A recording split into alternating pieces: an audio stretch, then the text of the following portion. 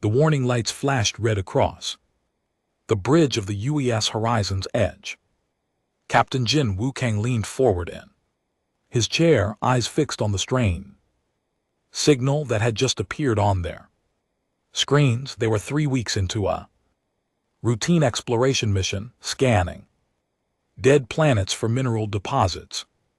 Nothing exciting ever happened out here in the empty parts of space, until now.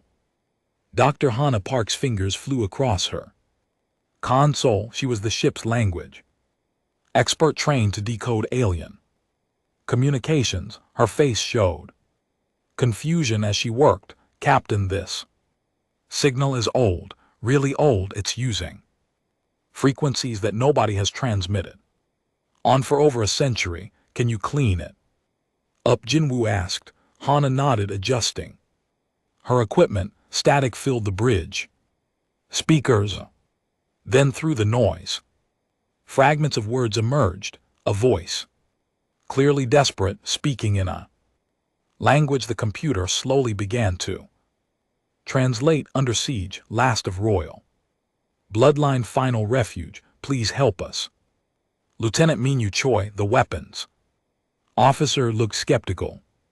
Could be a trap, sir. Pirates use fake distress signals all the time. Jin Woo considered this. Minyu was right to be cautious. Space was dangerous, and humans had learned that lesson the hard way over the past 2 centuries. But something about the raw fear in that voice felt real. Ha, can you trace it? Already working on it. Her screen showed a map of nearby space. A blinking dot appeared in a region marked with warning symbols. It's coming from the veiled expanse. That area is known for dangerous radiation storms and unstable gravity wells. Most ships avoid it completely. Engineer Yuna Lee spoke up from her station. If someone is stranded there, their ship must be in bad shape. Those radiation levels would fry most systems within days. Jinwoo made his decision. Protocol said they should report this to Fleet Command and wait for orders, but Fleet Command was 3 weeks away by faster than light communication. Whoever was out there might not have 3 weeks, might not have 3 days. Set course for those coordinates. Maximum safe speed. The crew moved quickly, their training taking over. The horizon's edge turned toward the veiled expanse, engines burning bright. As they traveled, Hana continued working on the signal. After 6 hours, she managed to clear up more of the message. The voice was female, young, speaking with formal precision despite obvious pain. This is Princess LRA of House Valera, broadcasting on all emergency channels. My empire has fallen. The Kroth Dominion has destroyed our worlds. They kill everyone. They take no prisoners. I'm the last of my family. I have 200 civilians with me. Our ship is dying. If anyone receives this message, please help us. We have nowhere else to go. The bridge fell silent. Everyone knew about the Krath. They were a warrior race that believed only the strong deserved to live. They had conquered dozens of smaller civilizations over the past 50 years. The Galactic Assembly, the loose alliance of spacefaring species, did nothing to stop them. Nobody wanted to risk a war, Sir. Minyu said quietly. If we help them, the Krath might come after us too. Jinwoo stood up, walking to the main view screen. He could see the swirling purple clouds of the veiled expanse growing larger. He thought about Earth's history, about the times when humanity had faced extinction, about the mysterious aliens called the benefactors who had helped Earth during the resource wars, asking nothing in return. Humanity owed a debt to the universe. We answer the call, he said. All souls deserve That chance, 20 hours later they entered the expanse. Immediately, alarms screamed warnings. About radiation, Yuna diverted power to shields keeping the deadly energy at bay. Debris floated everywhere. The shattered remains of warships. Minyu identified them as Veltara. Vessels utterly destroyed by superior firepower. Their Hana pointed on the screen. A damaged ship limped through an asteroid field. It was beautiful despite the destruction, covered in elegant curves and artistic designs. Parts of it were on fire. Atmosphere leaked from multiple hull breaches. It was a miracle anyone was still alive. Jin Woo opened a communication channel. Unknown vessel, this is Captain Jin Woo, Kang of the United Earth, Ship Horizons Edge. We received your distress call. We're here to help. Silence. Then a new voice, harsh and suspicious. Stay back, human ship. We have weapons. Still, we will not be taken easily. Hana quickly replied in the Veltara language, her translation program working perfectly. We mean no harm. We came to rescue you. More silence. Then the young voice from the distress call spoke. You came. Someone actually came. The disbelief was heartbreaking. We've been broadcasting for days. Everyone ignored us. Why would you help us? Because you asked, Jin Woo said. Simply, a face appeared on the screen. Princess LRA was indeed young, perhaps equivalent to a human in her early 20s. Her skin had a pale blue tint and soft bioluminescent markings traced patterns across her face. Her eyes were large and golden despite exhaustion and tear stains. She held herself with dignity. I am LRA. Please, my people are dying.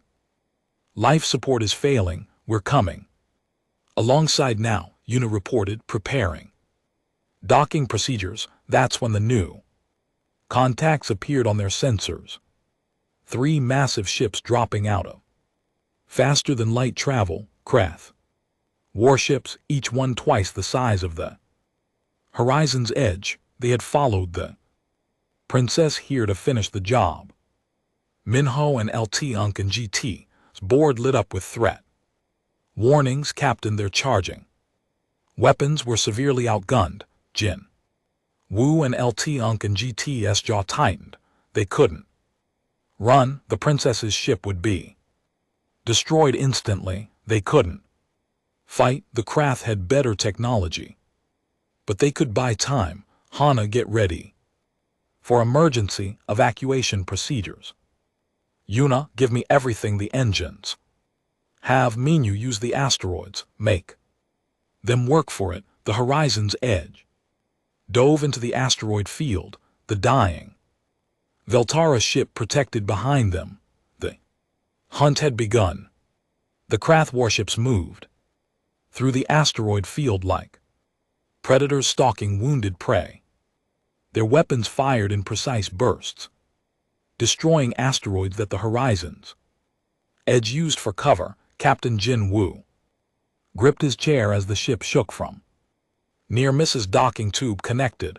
Yuna reported sweat on her forehead. But their ship is unstable. We have maybe 10 minutes before it breaks apart. Then we use every second, Jin Woo said. He activated the ship-wide channel. Commander Taeyang, get your Marines over there. Evacuate everyone. Commander Taeyang was already moving, leading 20 Marines through the docking tube. The moment they entered the Velara ship, the difference was striking. Where human ships were practical and military, this vessel was art. Every wall had carvings. Every panel showed delicate patterns. It was a museum that someone had turned into a weapon of war, but now it was a tomb. Bodies lay in the corridors. Velara civilians who hadn't survived the attacks. The air smelled of smoke and death. Taeyang and LT Unk and GT's Marines moved quickly. Searching for survivors, they found them. In the central chamber, 200 huddled. Together many wounded, armed guards. Pointed weapons at the Marines, clearly. Terrified, Princess LRA stood in front of her people, protecting them even. Though she could barely stand, Taeyang raised his hands, showing he meant no harm. We're here to evacuate you. Our ship has medical facilities and enough space. One of the Velara guards, an older male with scars across his face, shook his head. How do we know this isn't a craft trick? They enjoy giving hope before they kill. Princess LRA studied Taeyang and LT Unk and GT's face. Whatever she saw there made her decision. We have no choice. If they wanted us dead, we'd already be dead. She turned to her people. Everyone go with them, quickly. The evacuation began. Marines helped wounded Velara through the docking tube. Parents carried children, the elderly supported each other. It was chaos, but organized chaos. Taeyang counted heads, making sure everyone got across. Back on the Horizon's Edge bridge, you fought to keep them alive. The craft ships were faster, stronger, and their shields absorbed hits that would destroy a human vessel. He used every trick he knew, flying the ship through impossible gaps between asteroids, using the radiation clouds to blind their sensors. They're adapting, he said through gritted teeth. A massive explosion rocked the ship. One of the craft vessels had fired a missile that got through their defenses. Damn it. Reports flooded in. Hull breach on deck 3, shield generator 2 offline. Casualties in engineering. Yuna, I need those shields, Jinwoo said, working on it. Yuna's hands moved across her controls like a musician playing an instrument. She rerouted power from non-essential systems, stealing energy from life support in empty sections. The shields flickered back to life, weaker but functional. Hana suddenly called out, Captain, I'm detecting a transmission from the Krath flagship. They want to talk. A new face appeared on the screen. Warlord Kree looked like a nightmare, twice the size of a human, covered in black armor that seemed to absorb light. His species had 4 arms, each one capable of crushing bone. Red eyes burned with hatred. Human vessel. Kree's voice was like gravel grinding. You defend prey that is already dead. Surrender the Velara princess, and we will let you leave. Refuse and you die with them. Jinwoo met those red eyes without flinching. Kree laughed, a horrible sound. Foolish. Your species is young. You don't understand how the galaxy works. The strong survive, the weak perish. This is natural law. Maybe, Jinwoo said, but we're humans. We've never been very good at accepting what's natural. He cut the communication. In the docking tube, the last of the Veltara crossed over. Taeyang did a final sweep, making sure nobody was left behind. Princess LRA was the last to leave her ship. She placed a hand on the wall, saying a silent goodbye to her vessel, to her empire, to everything she had lost. Then she was aboard the Horizon's Edge, and Yuna severed the docking connection. The Velara ship drifted away, fires consuming it from within. Seconds later, a craft missile turned it into expanding debris. All refugees secure, Taeyang reported. Medical teams are treating the wounded. Jinwoo nodded. Now came the hard part, running. The craft ships were already moving to surround them. If they got trapped, it was over. Yuna, can we jump to faster than light? Negative. The Radiation is interfering with our drives. We need to get clear of the expanse first. Minyu calculated angles. In his head, that's 40 minutes of flying. They'll catch us in 20, then we. By 20 more minutes, Jinwoo said. What followed was the most desperate flying of Minyu's life. He pushed the ship to its limits, using every trick, every maneuver he'd learned in 15 years of service. Behind them, the craft came on. Like a storm, one of the craft cruisers tried to cut them off. Minyu saw the trap and did something insane. He flew directly at the enemy ship, not away from it. At the last second, he spun the horizon's edge, sliding past the cruiser. With meters to spare, the move bought them 5 precious minutes, but they Croth were learning. They stopped trying to predict and just fired everything. The space around the horizon's edge became a wall of energy beams and missiles. Shields failed section by section. Hull armor burned away. Then Taeyang and LT Uncan GT's voice came over the communication. Captain, the Croth are trying to board us. They latched a pod onto our hull. Repo boarders, Jinwoo ordered. Taeyang and his Marines took positions in the corridor where the Krath would enter. When the hull breached, 4 Krath warriors came through. They were massive, armed with weapons that fired superheated plasma. The fight was brutal. The Krath were stronger, each one a killing machine, but the Marines fought as a unit. They used crossfire, covering each other, falling back in organized patterns. For every Marine that fell, 2 more took their place. Princess Liro watched from the medical bay, seeing humans die to protect her people. A young Marine, barely 20 years old, was hit by plasma fire. He went down screaming. An older Marine dragged him to safety while others kept firing. The Croth pushed forward, but they made a mistake. They expected fear. Instead, they found fury. The humans fought with coordinated rage, and slowly, impossibly, they pushed the Croth back. Taeyang himself killed the last warrior, emptying his weapon into the creature until it stopped moving. Boarders eliminated, he reported, breathing hard. On the bridge, Yuna called out. We're an LT Uncan GT, clear of the radiation. I can jump. Do it, Jinwoo ordered.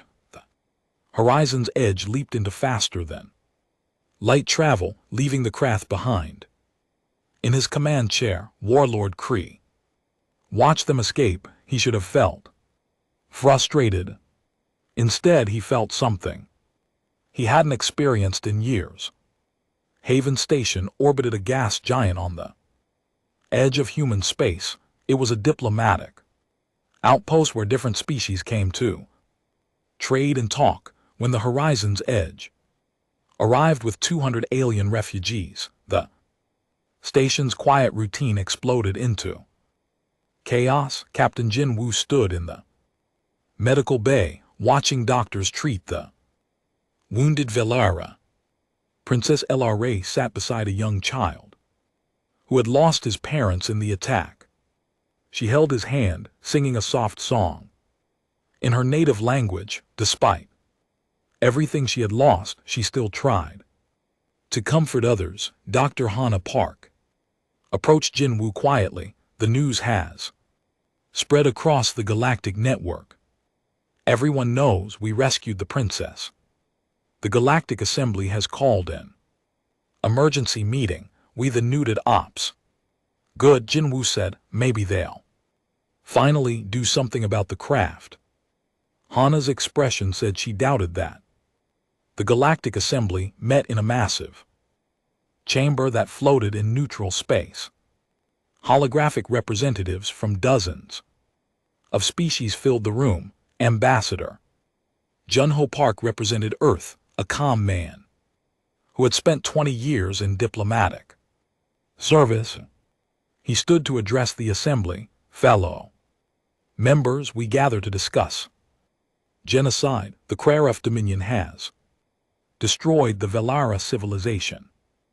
Billions are dead, only 200 survivors remain, rescued by a human ship. We must act. Councillor Vin, a member of the insect-like Threek species, responded. Immediately, his translated voice was cold. The assembly does not interfere in local conflicts. This has been our policy for centuries. The Tara situation, while unfortunate, is not our concern. Junho's patience cracked. Genocide is not a local conflict, it's a crime against all civilized species. Other voices joined in, but most sided with Vin. The debate went in circles for hours. Some species expressed sympathy, but offered nothing concrete. Others openly sided with the Kroth, arguing that the strong had a right to expand. A few, the smallest and weakest species, stayed silent out of fear. Finally, Princess LRA herself was allowed to speak. She appeared as a hologram, still wearing her damaged royal clothes. Assembled delegates fell quiet, curious to hear from the last survivor of a destroyed empire. LRA and LT Unc and GT's voice was steady, though pain showed in her golden eyes. I do not come to beg for my people's salvation. They are gone. Nothing can bring them back. I come to ask only two things. First, grant my 200 survivors sanctuary somewhere in this galaxy. Second, remember us. Remember that the Velara existed, that we created art and music, that we loved peace, that we mattered. She paused, looking at each delegate. I know you are afraid. The Krath are powerful and you fear becoming like my people, but understand this: when you look away from evil, because fighting it is hard, you become part of that evil. Every species here will eventually face their own crisis. When that day comes, you will hope someone answers your call for help. Remember how you responded to mine. The silence that followed was heavy with shame. Then Counselor Vin spoke again.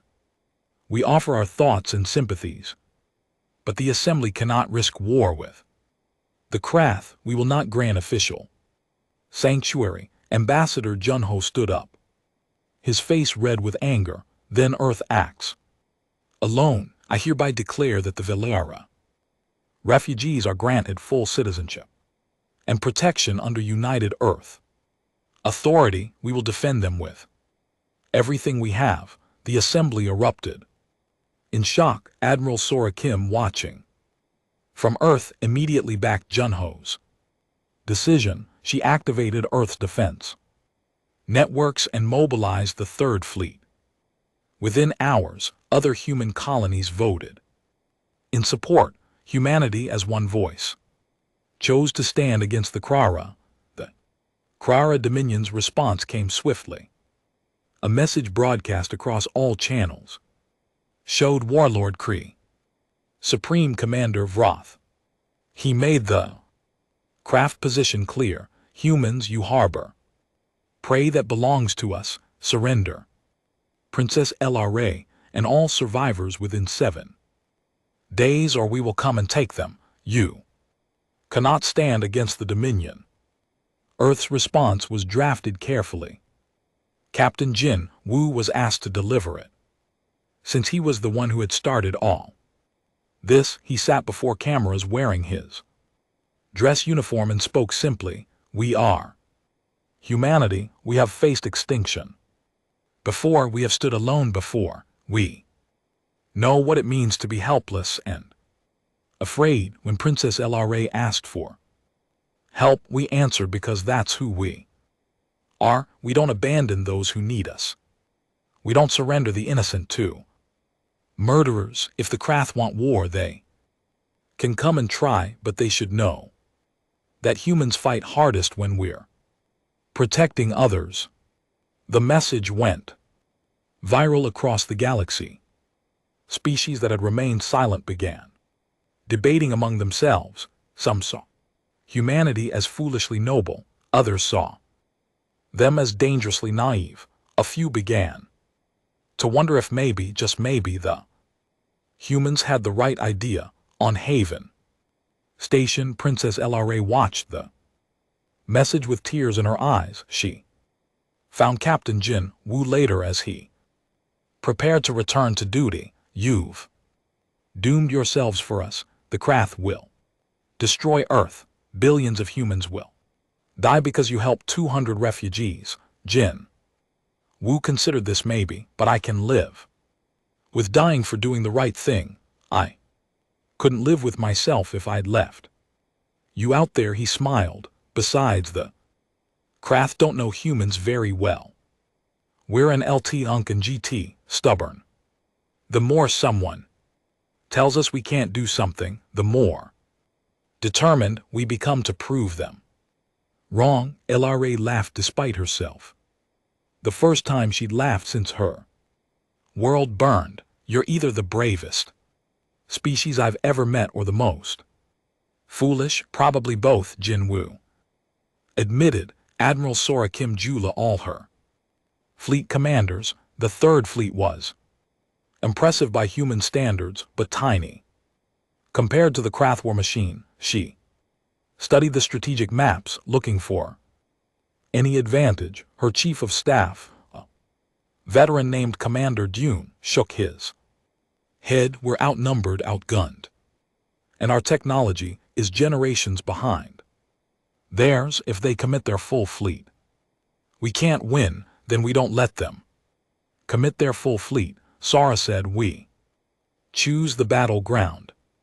We use every advantage we have, and we make them pay for every meter of space. She looked at her officers. I won't lie to you, some of us won't survive this. Maybe none of us will, but 200 refugees asked for help, and we said yes. Now we prove that meant something. Now we show the galaxy that some things are worth fighting for.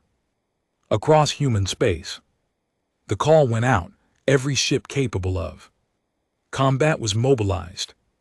Civilian vessels were converted into support craft. Orbital stations became fortresses. Earth itself prepared for the possibility of invasion. And in the medical bay of Haven Station, the Velara survivors watched in amazement as an entire civilization prepared for war to protect them. They had asked for help, expecting nothing. They had found humans willing to risk everything.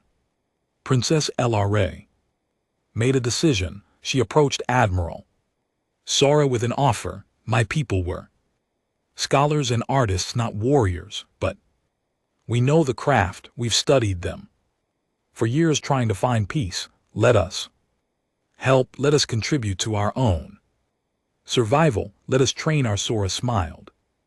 Welcome to the fight, Princess. The Krath fleet arrived at the Terran expanse like a storm made of steel and fire. 12 dreadnoughts led the formation, each one a mobile fortress. 40 cruisers flanked them. Hundreds of smaller attack craft swarmed between the larger ships. It was a force designed to crush entire star systems. Admiral Sora Kim watched them approach from the bridge of her flagship, the UES Defiant. Around her, 8 human capital ships waited in defensive positions. The odds were terrible, but she had chosen this battlefield carefully. The Terran expanse was a nebula filled with dense gas clouds that interfered with sensors. It would negate some of the craft's technological advantage. All ships report ready, Commander Dean said. His voice was steady despite the fear in his eyes. Beside Sora stood Princess LRA. She wore a human military uniform. Now serving as tactical advisor, she had studied craft combat doctrine for years. while her people desperately sought peace. Now that knowledge would be used for war, they'll come straight at you. She said quietly, the Krath don't believe in clever tactics, they trust in superior force. Our then will be clever. For both of us, Sora replied deep in the Defiance Laboratories. Dr. Hun Quan made final adjustments to a new weapon. His team had worked for days without sleep, reverse engineering craft technology from the debris the Horizon's Edge had collected. They discovered the frequency of Krath shields and built missiles designed to penetrate them. Weapons were untested in real combat, but they were out of time on the UES Horizon's Edge. Captain Jinwoo prepared his crew for battle. Lieutenant Minyu checked weapon systems. Engineer Yuna reinforced the shields as much as possible.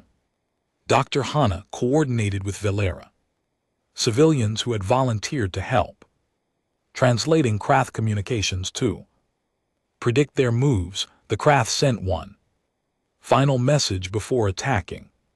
Supreme Commander Vrath himself appeared on all channels, his massive form radiating confidence. Humans, you were warned. Now you will learn why the galaxy fears us. We will destroy your fleet, then your stations, then your colonies. Finally, we will come to Earth and show your people the price of defiance. Sora's response was simple.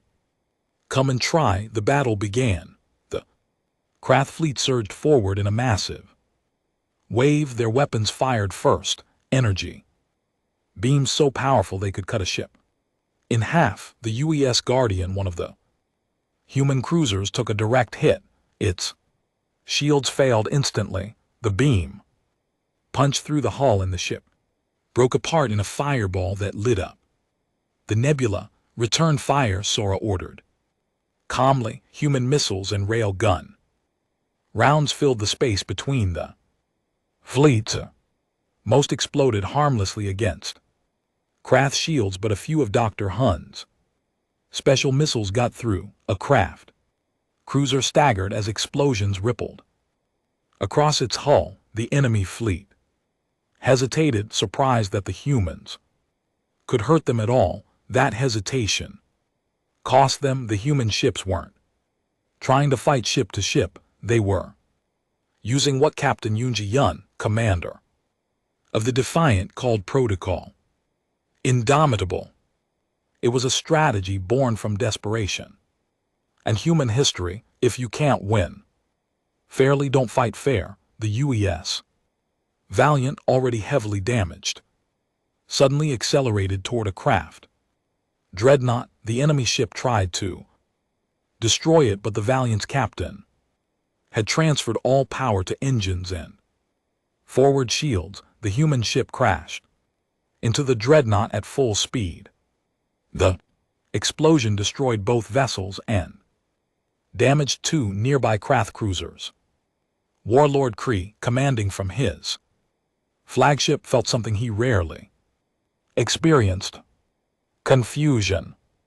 These humans were fighting like cornered animal. They sacrificed their own ships, willingly using them as weapons. It was illogical. It was wasteful. It was working. All ships break formation. Kree ordered, spread out. Don't let them use these suicide tactics. But spreading out meant entering the nebula's gas clouds, where human ships had hidden. Automated attack drones, hundreds of small craft, emerged from hiding, swarming the craft fleet. Individually, they were harmless.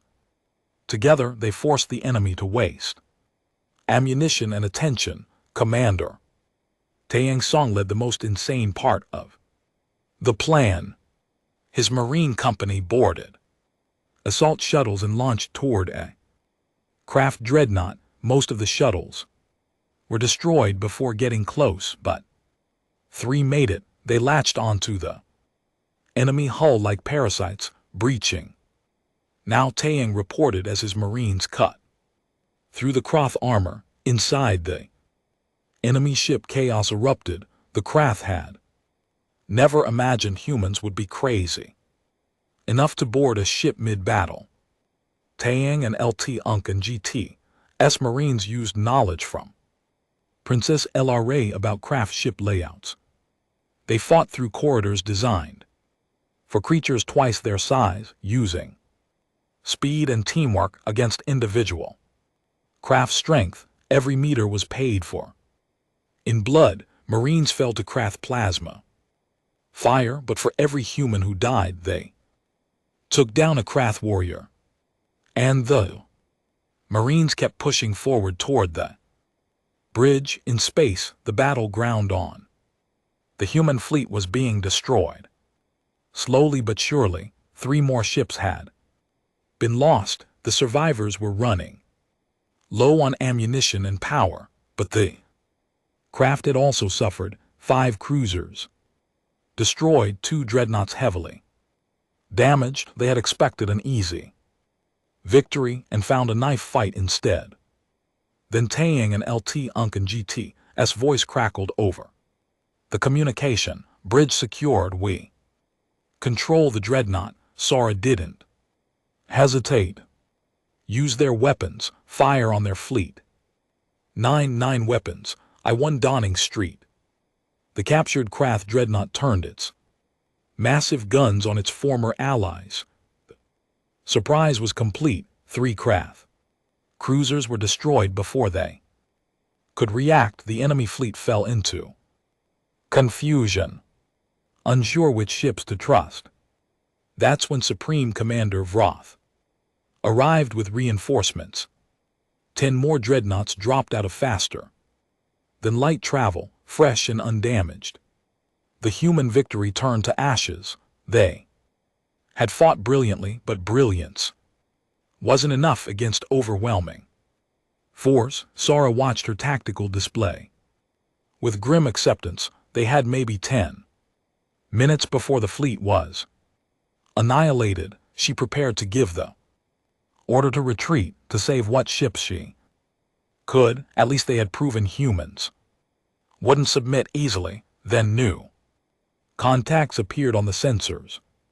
Not Krath, not human. 3 small fleets of alien ships, species that had watched humanity stand and made their own choice. The Orvan, the Kellys, and the Thrax minority faction. They were minor powers. Their ships no match for the Krath individually, but together with the humans, they created a new equation.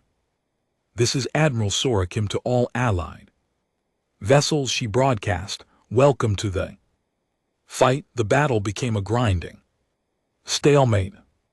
The Krath still had superior numbers, but the combined fleet used unconventional tactics that frustrated their rigid military doctrine. Ships worked together in ways the Kraft didn't understand. They took risks the Kraft considered illogical. They refused to break. Warlord Kree's flagship took concentrated fire from 4 different ships at once. Its shields failed. Missiles punched through the armor. The ship broke apart, Kreth dying without even time to feel surprise. Supreme Commander Wrath watched his fleet take losses he hadn't anticipated. These humans and their weak allies weren't fighting like a military force.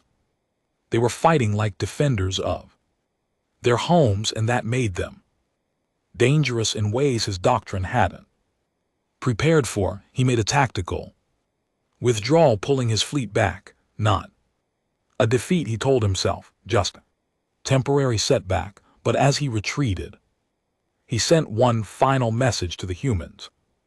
This isn't over. We will return with a force you cannot stop. Sora watched the Krath fleet leave. Around her, the battered Allied ships began rescue operations, searching for survivors from destroyed vessels. They had won, but the cost was terrible. Thousands of humans dead, ships destroyed, stations damaged, but Earth still stood. The refugees still lived, and the galaxy had seen something it hadn't seen in centuries.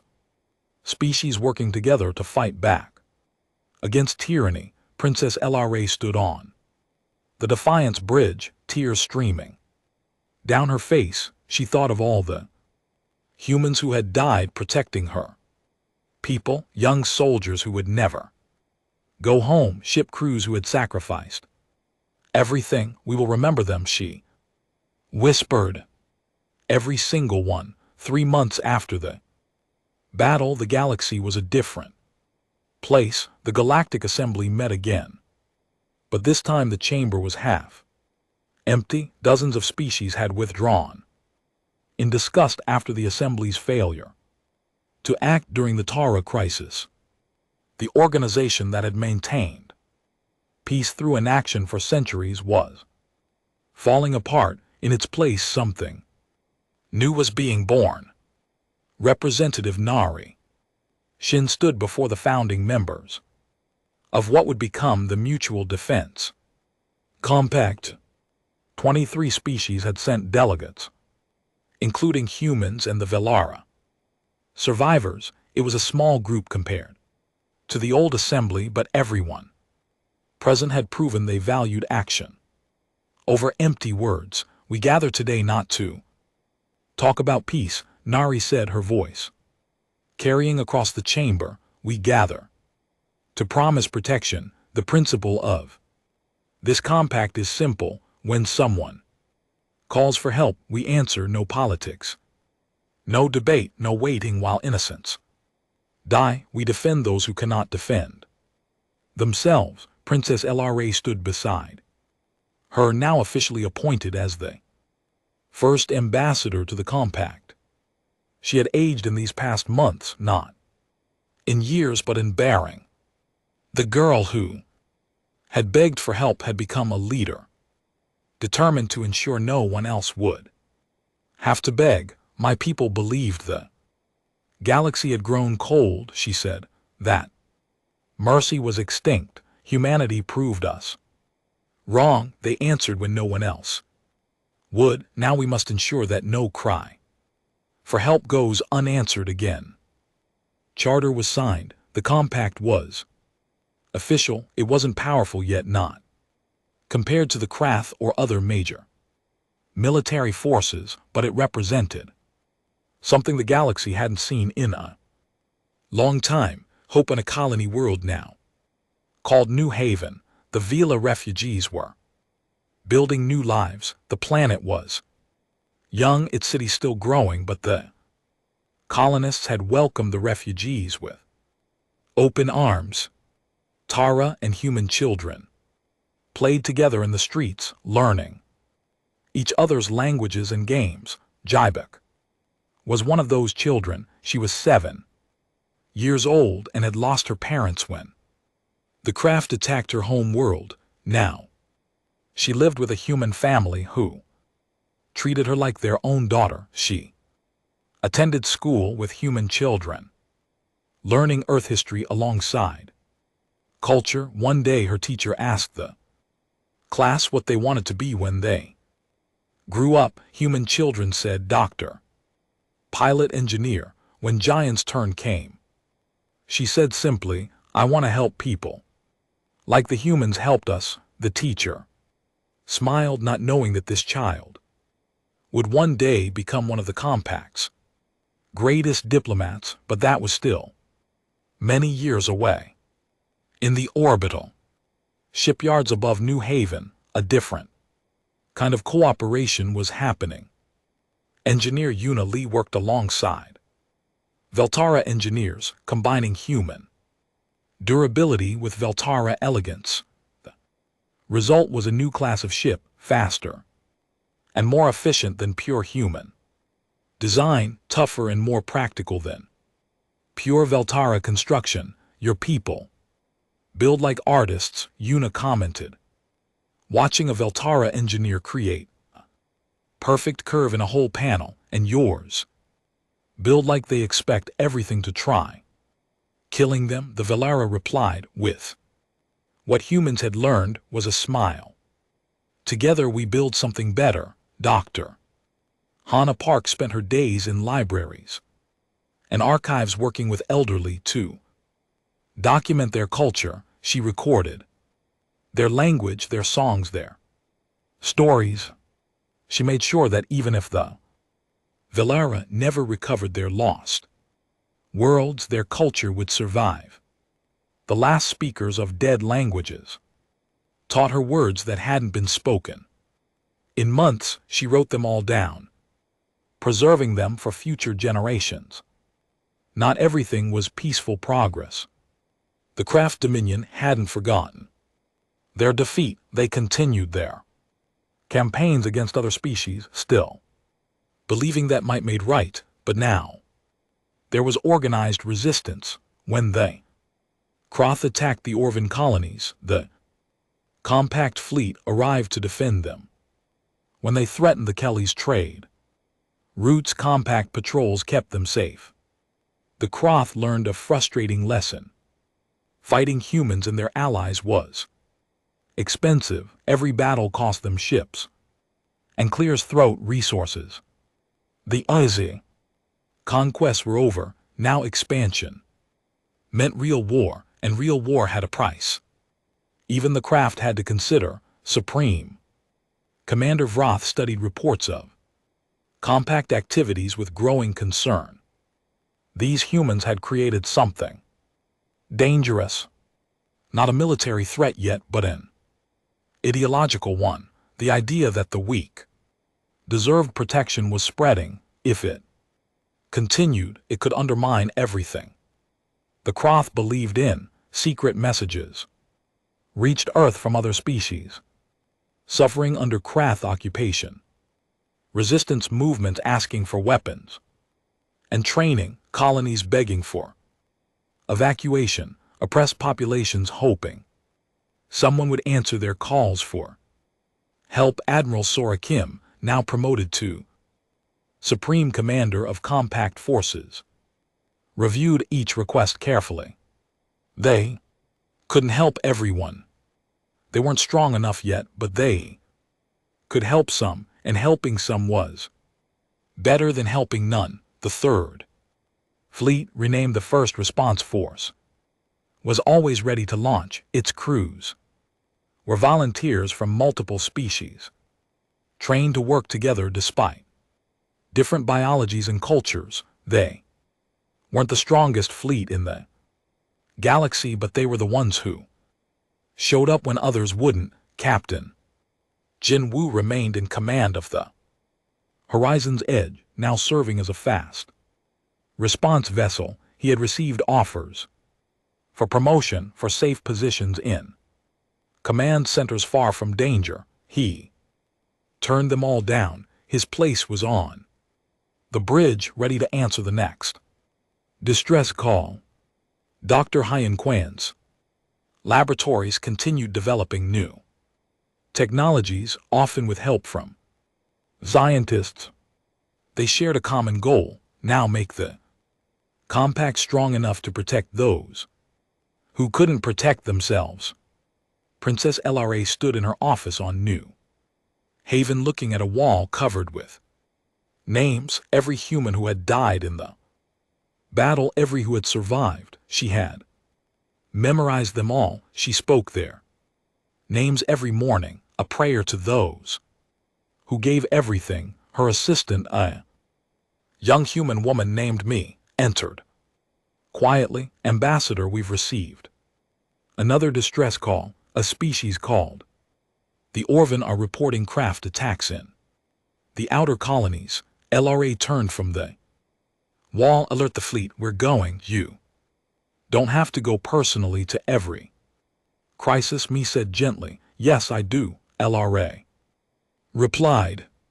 When people are afraid and alone, they need to see that someone cares, that someone will come. I asked for help once and someone answered. Now it's my turn to answer. Across the galaxy, the Horizon's Edge received the same alert. Captain Jin Woo looked at his crew. They were ready. They were always ready. Set course for the Orvan system. Maximum speed. Lieutenant Minyu plotted The course, Engineer Yuna prepared the engines. Dr. Hana contacted the Orvan, their own language, letting them know help was coming. The crew worked together like a single organism, each person knowing their role perfectly. As the ship jumped to faster than light travel, Jin Woo thought about how much had changed. 6 months ago, they had been a simple exploration vessel. Now they were the vanguard of a new alliance.